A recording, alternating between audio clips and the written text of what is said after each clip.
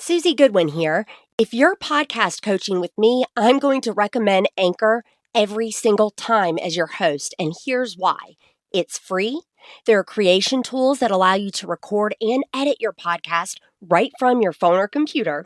And then Anchor will also distribute your podcast for you, so it can be heard on places like Spotify, Apple Podcasts, and many more. You guys, you can make money from your podcast with no minimum listenership, and it quite literally has everything you need to become a podcaster right in one place. Download the free Anchor app or go to anchor.fm to get started.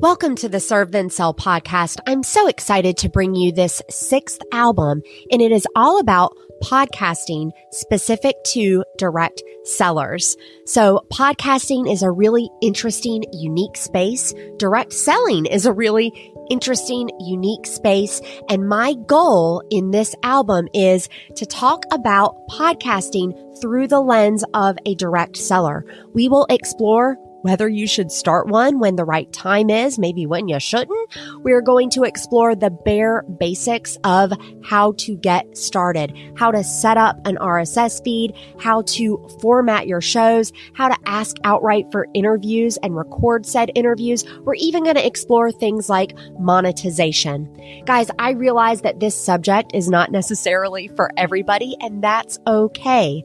My goal with Serve Then Sell is to bring you unique ideas in content creation for your direct sales business, and this is one of them. If this isn't you, I will see you next time in album 7. If you know someone who wants to start a podcast or has mentioned this, put it in their Monkey Mind journal. I want you to pass this episode and album on. Here we go.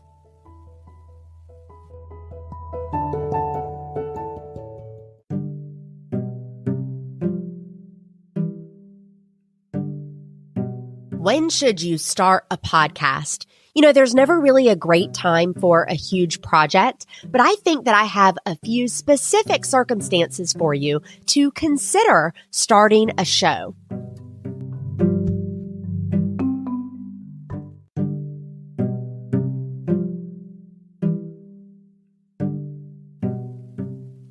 Number 1, you are stuck in your warm market. Guys, most direct sellers hit a wall after about 2 or 3 months with their immediate friends and family, which are considered warm market. You basically run out of people to sell things to. If you're a tenured direct seller, you know this. If you are new to the direct sales world, spoiler alert, you've got to get out of that warm market. So, should you cold message everyone in your Facebook friends list? Sure, if you want to be out of business by month 4. You know you shouldn't do that. A podcast is one of many great ways to reach new people in your niche market by offering value first, serving, then selling. People buy from people they know, like, and trust. And that trust factor is increased when new to you listeners tune in each week or bi-weekly or whenever your show's going to be. They learn or they're entertained and they connect with you in an intimate way. And there's absolutely nothing like having someone's voice in your ear. So when to start? Number 1, you're stuck in your warm market.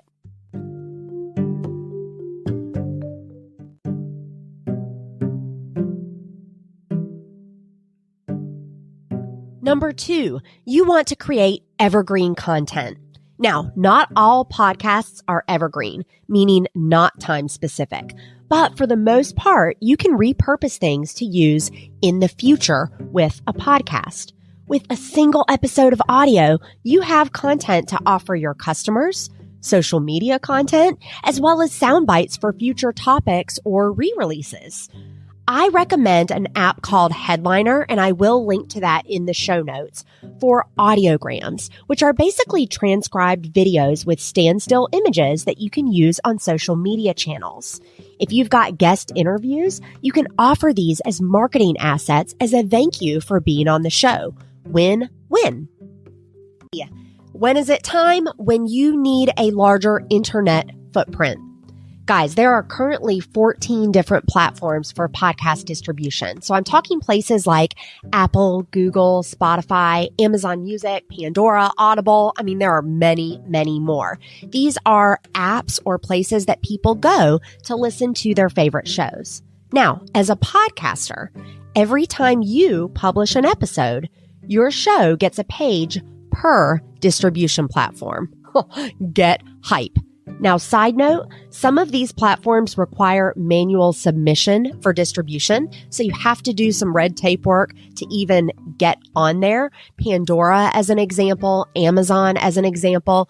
You've got to do some legwork to get there. But once you're there, you guys, it can really add up quickly. Let's do some simple math. I'm going to show you how.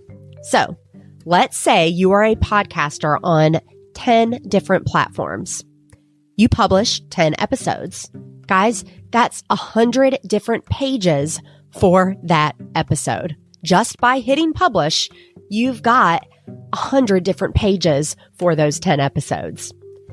Even further, if you do one episode a week for an entire year, that's over 500 different pages. You guys, if you've got a website, imagine what all those backlinks in the show notes are going to do for you. Having a podcast is really, really great for your internet presence.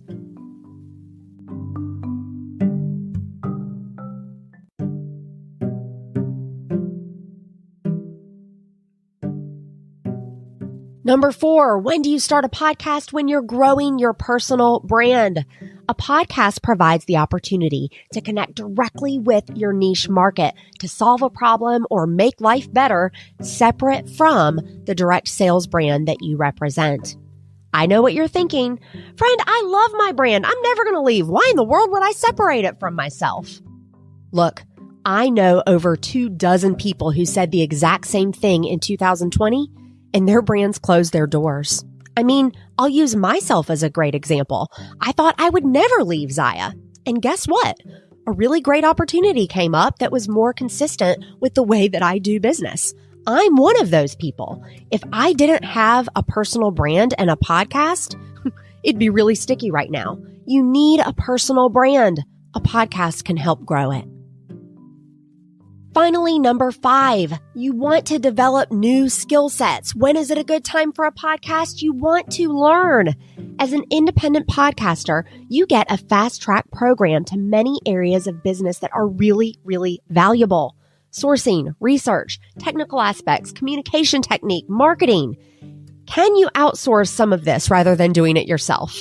Yes, of course. Absolutely. There are podcast coaches. There are producers. If you want to develop in a specific area, though, say you're a writer and you want to polish your art of storytelling, podcasts are a great way to do it.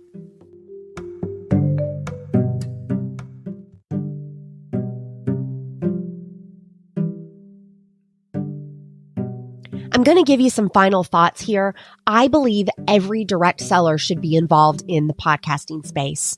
If not on your own show, guesting as a conscious effort to build your brand and business. I feel very, very strongly about this.